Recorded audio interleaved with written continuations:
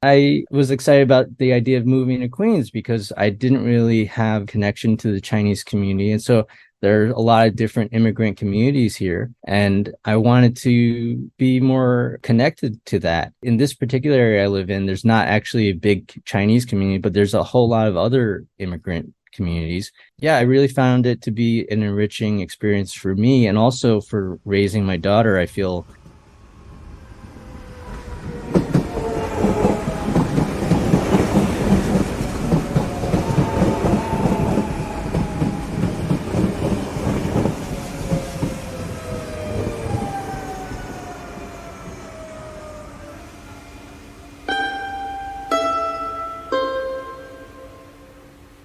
Welcome to Towards a Kinder Public, a podcast exploring issues in public space and ways to design kinder space that better meets our interconnected needs. I'm Kevin Castle, and along with Annie Chen, we are Kinder Public. Our guest is Dave Liao, who is Chinese American, a dad, and a web designer who has been working from home for many years. He is an expert on navigating the city as a dad with a small child. Dave lives with his family in Queens, New York, in what is certainly one of the most vibrant and diverse urban areas of the world. This interview will be shared in 2 parts, and we really encourage tuning in for both of them.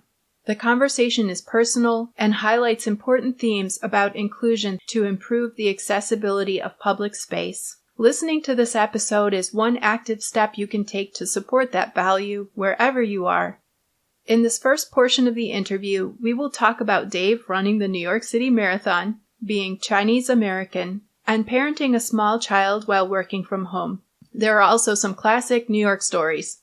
We feel so fortunate to introduce you now to Dave Liao and share this interview with you. I hope you enjoy it.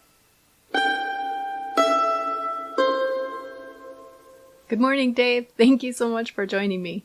Thank you for having me. Very excited to be here. You have a really important area of expertise when it comes to the accessibility of public space. I'm excited to talk to you about your experiences as a dad with a small child in New York City. To help orient everyone, our families have been friends for around 8 years. We met when we had kids that were 2 or so years old.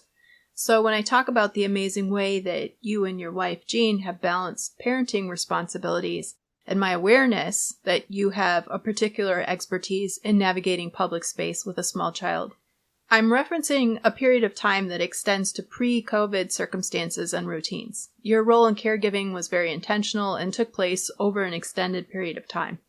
But first, I would like to ask you about recently running the New York Marathon. During your run, you were fundraising for the Museum of Chinese in America.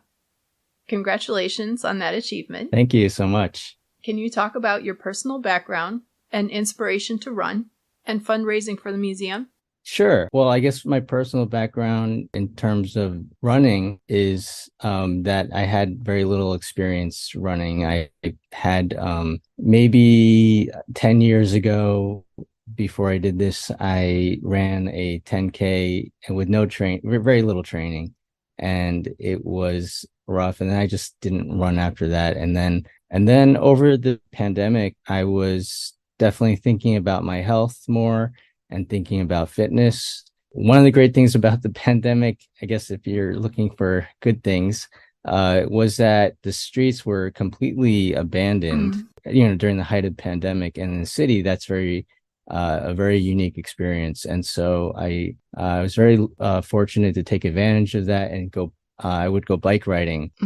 Yeah, so I really was biking more and doing a lot of trying to be more active and exercising more. So because of this more recent attempt to be more connected to my fitness, I think I started to get more confidence about trying to run again. And so I ran a 5K back in May last year, and I didn't train for that at all. I did a practice run like 4 days before it, and then I just ran it, and I felt this was really, really hard, but I felt like it was a nice accomplishment given all the things that we've been through. And then about like maybe less than a week later after I did it, I got an email from a Museum of Chinese in America. And, it's just a general newsletter email asking folks to participate in the marathon on their behalf. And I thought maybe it was an omen or something, because I thought, oh, this is what I need to motivate me to keep running. I never thought about running a marathon. And so I thought they make it sound like it's possible. So in their, they're sort of like, even if you never really ran that much, you could do it. You could, Mm. you could follow a train schedule. So, and they made it seem a lot easier than it actually was. It was really, is really ridiculously hard, especially when you're not young and you have a family, you have your job and stuff like that. So training does require a lot of time and commitment. So it was really hard, but I really did appreciate the experience and felt it really valuable. And when I look back, I wish that I would have pursued it earlier, because I feel like it just adds a whole lot of value to my everyday experience in terms of how I think about, you know, getting through goals or my health. The biggest thing I think it taught me is that you need to have balance in your life, because in order to run that Mm. level of distance, 26.2 miles, you have to have, like, you can run 2 miles with poor form and get away with it. But to run that long and for me, it was a very long time because I ran very slowly, you have to have good form and balance throughout the whole time. So, marathons are often used as metaphors for life, and it definitely holds true. I feel you have to like Mm. make sure you keep yourself balanced, make sure you're not trying to overcompensate. What I learned is that during my training, I got injured. I had a knee injury because I had overtrained. And part of the reason I overtrained is because when I started to hit longer distances, I would hit varying levels of terrain, which I thought I had to like adapt and change the way I ran a little bit. So I had to like, I thought I had to lean to one side if I was like running along a slopey kind of road. And you're supposed to sort of just keep your Mm. body overall balanced and not try to overcompensate by doing something else. Like I would just like try to do weird things to try to overcompensate, but that ended up causing more injury. And also in the repetition of that, because there's such an extreme level of repetition when you run long distances, that it just really created a high risk for all kinds of injuries. So I was injured during training like 2 weeks before the marathon started.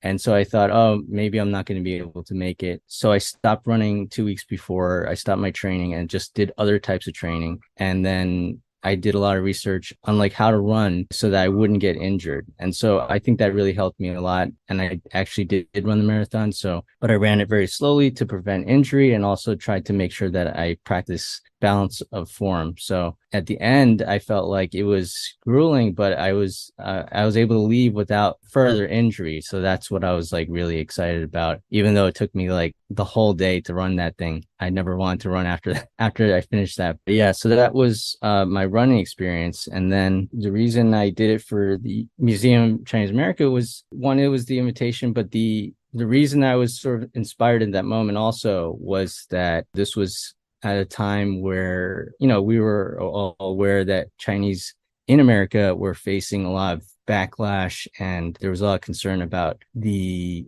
perception of Chinese in America. So Mm-hmm. I think, I could post on social media and say, stop Asian hate and things like that. But I do Mm-hmm. feel like a long-term solution is to encourage education about Chinese culture and experiences in America. And so I thought this is, a great opportunity to support an organization that does do that. And so they're going to be able to create that focus for the long term for many generations to come. So I thought this was a more effective use of my support. So yeah, and my background personally is that I am Chinese American. I was born and raised here in New York, and not New York City, but Westchester, New York. Mm-hmm. And so I definitely have, a connection to that experience. And I never really thought about that experience too much prior to this, doing the marathon for the Chinese in America. It offered a lot of opportunity to reflect on that. And the biggest struggle is that you have this dual, I guess, sense of self. You have this sense that I'm American, I have the American experience. I don't really identify with the Chinese culture or, the Chinese community in general. So, but I am Chinese, and I'm very visually Chinese. So throughout my life, I've I've experienced what it's like to be Chinese in Hmm. that sense. People often ask me, like, they expect that I know a lot about Chinese culture, and I don't. I'm like the worst at it. So I've always had that little bit of that struggle. I've tried to compensate a lot of times when I engage somebody new that, I think it's changed a lot since when I was younger. But when I was younger, people often had a lot of expectations when they would meet me for the first time. Mm. So I'd often find myself overcompensating by, trying to reassure them that I speak English. Hmm. I am American. I have very shared, if I'm, speaking to other Americans that of other nationalities or races, that I had Right. the same kind of mindset as they do. Could I ask you quickly? I think you already mentioned one, but the kinds of expectations that people would have when they met you, that you spoke another language. I think you also mentioned that you had a certain amount of awareness of Chinese culture and that it might be in equal proportion or greater proportion to your awareness of American culture. What were the kinds of expectations that people approached you with that you felt you needed to immediately flip? Um, Did I just name them all? In listening to you, I heard those. well, certainly language was one of them. Like, sometimes I would get a comment like, "Oh, your English is really, really good," or something like that. Yeah. Um, and it's sort of like it's unusual for me to hear because I'm like, well, I was born here, so You're like, I grew up in Westchester, it wasn't so. much of an accomplishment for me. Um, yeah, so there's I guess a lot of times it's also like a lot of people is like an awkward moment sometimes in conversations when they're where when the subject matter is revolves around Asianness or Asian culture or Asian perspective, and then I would be looked on to, people would just give you the look and say, well, what do you think about that, and Mm, as if I have a different perspective on something because I have like there's this assumption that I have more of a connection to the Chinese or Asian community or culture. And hmm. so yeah, and that is frustrating because I do wish I had more of a connection to the Asian community and to Asian culture. I mean, my family was, I was raised by a family of immigrants, so they they did have that culture in their lives, and that was part of their lives, and that was a little bit part of my life through them, but I never really felt truly connected or fully understood it. And I have very limited Chinese speaking ability, so it's almost like baby level. And so I'm not really able to have conversations with other Chinese people who are native speakers. So yeah, it's sort of something I'm not sure I felt like I kind of longed for, but at the same time, I now as I get older, I feel like I kind of wish that I would just embrace the culture that I was a part of rather than trying to long for a culture that I felt like I should have been a part of because of my skin Hmm. and because I was always treated in a way that I should be part of that culture or something, but I wasn't. Yeah, sometimes the expectation would be that not only might I be Chinese or have a Chinese experience, but I might be from somewhere else because of my appearance. So a lot of times people, I think, had the expectation that I'm from somewhere else because I look like I'm from somewhere else. And that's very frustrating because, you get treated certainly as if you were an outsider, even if you lived in that place your whole life. So, Hmm. being from New York and I've lived here, and experienced New York my whole life. But a lot of times I'd be in situations where people would not be sure about me because they would think that I was from another country or something like that. So I definitely felt like I was being treated differently for that reason. And then, Hmm. and then again, that's why you'd find me, or I'd find myself overcompensating to reassure people that I am not from somewhere else. So I know the circumstances regarding this situation. And so, you don't have to worry about educating me about, cultural practices or things like that. Yeah, that's really important. Thank you for sharing that. I think it's helpful to know what we're doing. I think that some people just don't realize, and some people do. Yeah, yeah, and I think it takes, awareness doesn't happen overnight. People have to have experience. I'm certainly guilty of perceiving things with limited insight into other people's situations. I make the same assumptions about other races and things like that. And so it takes experience to be able to fully understand that these other experiences exist. Part of the reason that Mm-hmm. I moved to the city was the allure of this idea that I would be exposed to a lot of different experiences, a lot of different types of people. When I first moved to Brooklyn, there's just so many different types of people you meet, and I was very excited to meet different types of people with different perspectives. I grew up in the suburbs, and so I felt like the perspectives were kind of limiting. Like I kind of knew automatically how a lot of people thought about the way things are. And if people had varying perspectives on things, they didn't really share it in that kind of community because it was kind of, to be perceived as different was kind of frowned upon, I guess. I think things have evolved a lot since then, but moving to the city, I was like able to just meet a lot more different types of people and different types of perspectives and having different types of experiences. It was almost silly how much I longed for this because one time I went to an interview for an apartment, and the guy interviewing me, which we became roommates, was gay. And when he shared that fact in an interview, and I didn't really know a lot of gay people growing up, or I actually look back and I think I did. I just didn't know that they were gay. When he shared that, I almost blurted out, "Oh, I'm so, excited to be having that experience living with a gay person or something like that." You're like, great, that's perfect. But then I thought, I'm not going to say that. That's going to come off really weird. Yeah. So, uh, but that's also the reason that I really was excited about the idea of moving to Queens because I didn't really have a connection to the Chinese community. And so there are a lot of different immigrant communities here. And I wanted to be more connected to that. In this particular area I live in, there's not actually a big Chinese community, but there's a whole lot of other immigrant communities.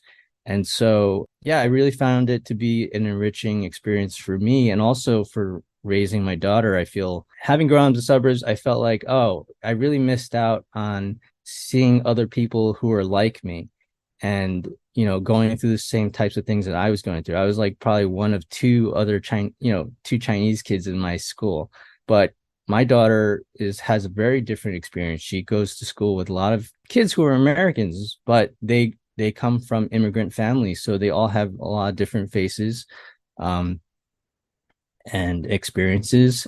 And so, I definitely see that how her perspective on the world is very different from my perspective on the world when I was her age. Yeah, hopefully that pans out to be something very positive in her life Mm-hmm. and for those around her. Mm-hmm.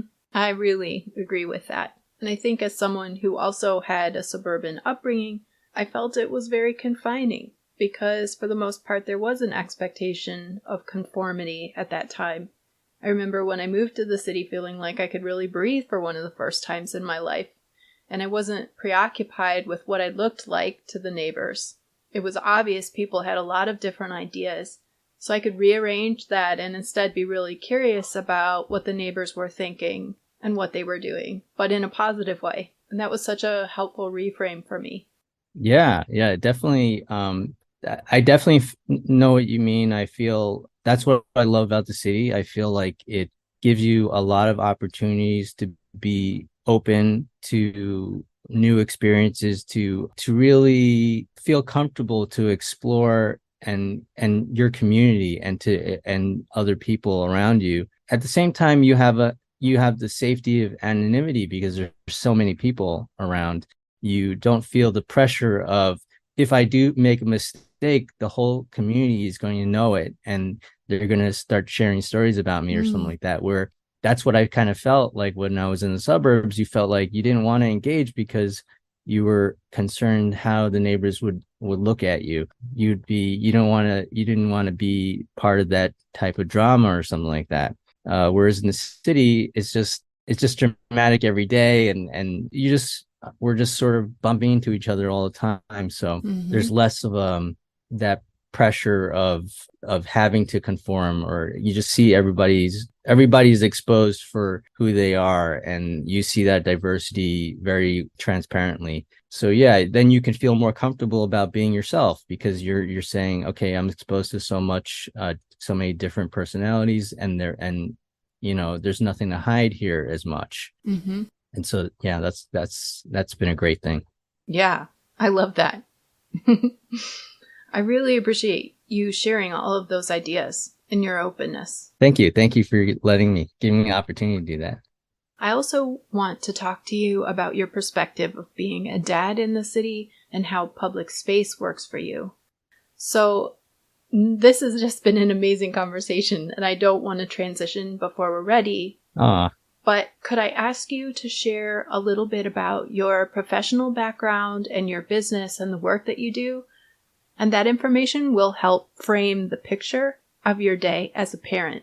sure. So I'm a web designer. I'm a freelance web designer. I've been working from home for the past 15 years. And before that, I was more of a print designer. In the corporate world, I was designing booklets and presentations and things that would be printed on paper and distributed. So when I started my own business, Offpeak Design, it was more focused on print design and design in general. I was more interested in making things look aesthetically nice and professional. But I started around 2008. So a lot of people didn't have a website. And so that's where their need was. And so a lot of clients asked me, do I do websites? And I wanted the business. So I was just starting out. So I said, yes.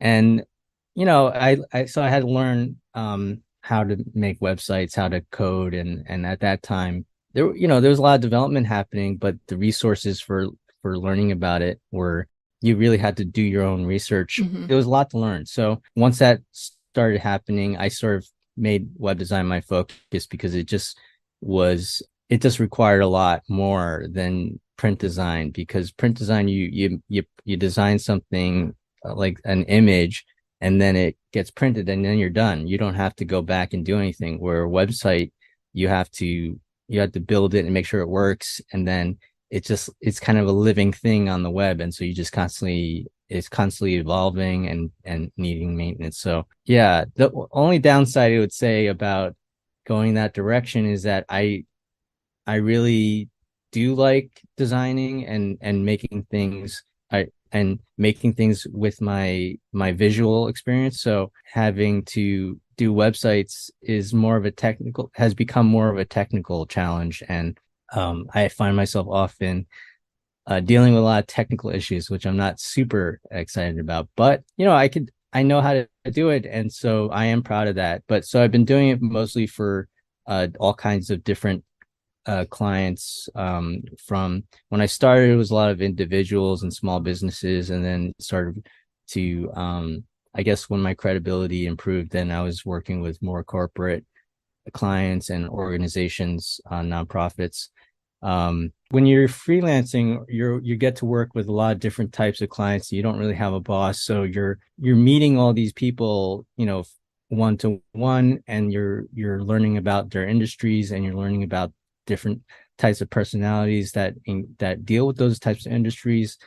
So yeah, it's been a very interesting process. One of my memorable experiences was did a website for early on was I did a website for this violinist, and he said, I can't pay you with a check or a credit card because I'm like an artist, so I don't have like a bank account or something. So if you can meet me, I can give you cash for your services. And so he said, okay, sure. I met him in Midtown. And then he said, oh, okay, meet me like on 42nd and Street. And so Times Square. And so I said, okay, I'm going to meet you at Times Square. And then we were texting, for location.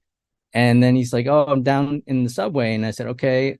this is unusual. I'm gonna meet. I never met anybody in the subway, like underground. Right. So I went down underground, and then there he was. He was playing in Times Square, and he had a huge crowd around him, and he's playing like this electric guitar violin, and he had a violin case or something that was just collecting money from people. And then after, so I just stood there and I enjoyed his set. And then when he finished, the crowd dispersed and he greeted me. And it was unusual to like get greeted by the person that's performing in the subway on a personal level. And then he said, "Hi, how are you doing?" He's like, "Yeah, I have your money right here." And he reached into the violin case and he just pulled out a wad of bills and he just handed it to me. And I just thought this must, if somebody's like watching this is probably kind of an unusual thing to see. Like this guy just walks over and the street artist is handing him his earnings. And so yeah, when you sort of put yourself out there, you get into all kinds of interesting experiences. And so yeah, that was one of my favorites. So, when our families met about 8 years ago, we were all living in a very neighborly and walkable area in Queens, where you still live, and you were working primarily from home, and your spouse was working primarily outside the home. Would it be correct to say that you had the role of primary caregiver during the week? And can you talk about the kinds of things you did with your child and give an example of what your day looked like? Yeah, that's all kind of true. I definitely was the primary caregiver, and my wife, she always felt really bad about this. She always felt like, I just want to say that she wanted to be more of that, but because she had a full-time job and she had to go to the office, so she really regretted not being able to do more in that area. But it just worked out that way because I was working from home, so I definitely saw value in having that opportunity. And I would say early on, the early days of a baby, I would just be watching her by myself while I was working. I often had her strapped to my chest while I was working at the computer. Mhm. I remember when this is the more early days of doing remote meetings. This is, I guess, before Zoom became popular. And so I was just doing a phone call. I was talking to a group of people in a meeting room in their offices. And I was talking, and usually I had her strapped to my chest and she'd be sleeping or she'd be very quiet. But she's not used to me just talking a lot to her. When I am talking to her, she expects to talk back because, we're having Right. conversation. So but usually if I'm just working, I'm not talking. I didn't think about this, but I had her strapped to my chest during this meeting. And so, of course, when I started talking, I had an earpiece and a microphone, and the microphone was perfectly positioned, like right over her head. And so, then she immediately would start babbling very clearly to Mm. and it was kind of like a pitch meeting. It was like, let me tell you about how I can offer my services to your business kind of meeting. Mhm. And it worked out because they were very sympathetic, thankfully, to the situation. And they always reflect upon that experience. Every time we have a meeting, they say, "Oh, remember that time you had that baby strapped to your chest?" And she was like talking on our meeting. That was really funny. Yeah. So yeah, so there were a lot of Mm. challenges. I'd say working from home and raising a small child. I get a lot of guilt because when I'm working and she's around, I feel like I should be attending to her and giving her stimulating activities, engaging her. Yeah, it was very challenging in that way. Especially, we would hire babysitters to come watch her while I was working, and they would be in the house. So I didn't really have to, we didn't have to be that concerned about hiring a super sitter. We just had to, because I was around. Hmm. So I could always provide support. Unfortunately, that was not a great idea because I would always see an opportunity to be supportive. So I'd just be like the babysitter assistant, basically. Uh, Assistant. um, Right. so I found it was kind of challenging to get work done because I'd always kind of be distracted and wanna, because sometimes you want to you have this guilt that you want to give your child the best care, and so if you see the babysitter Hmm.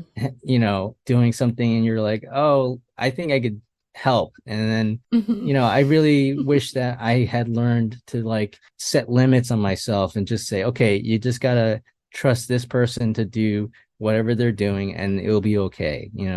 So you were working from home, you had help sometimes, and then you were sort of alternating between activities with your child and work. Is that correct? Yeah, yeah. And the challenging thing is the I guess when I'm still thinking about the baby phase or the infant phase is like their schedules are very inconvenient to a working schedule. So it goes back to balance again, because the biggest thing about a young child who's like one-ish is sleeping, right? They Mm-hmm. have to take naps and they take a lot of naps, and you don't want to overnap because then they can't sleep at night and then they drive you nuts and you don't Mm-hmm. get sleep. But And you might still be working, right? Because your workday has expanded to an 18-hour yeah, day. precisely. Yeah, that's kind of one of the plus and minuses of freelancing is that you have very flexible hours.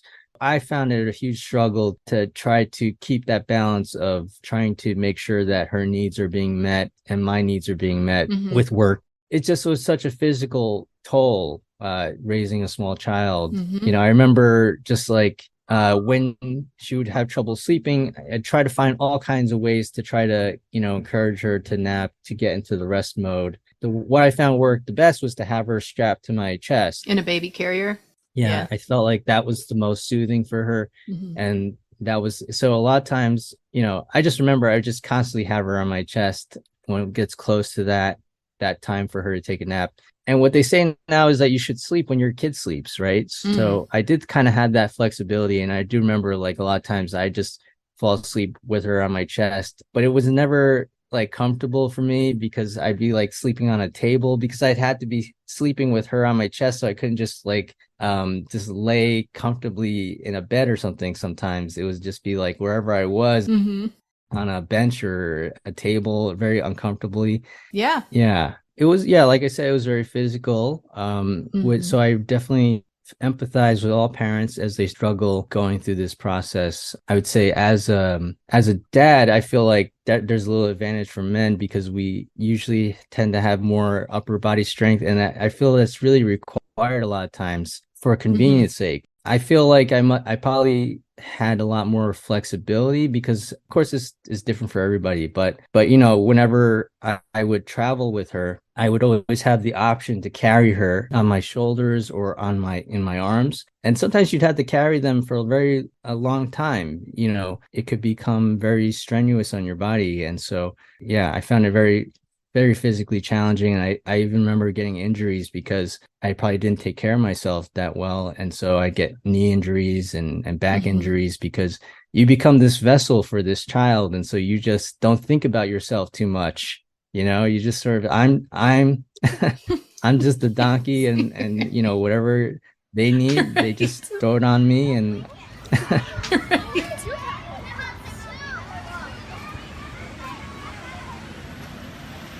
Subscribe to Towards a Kinder Public on your favorite podcast player, and please leave us a rating and a review.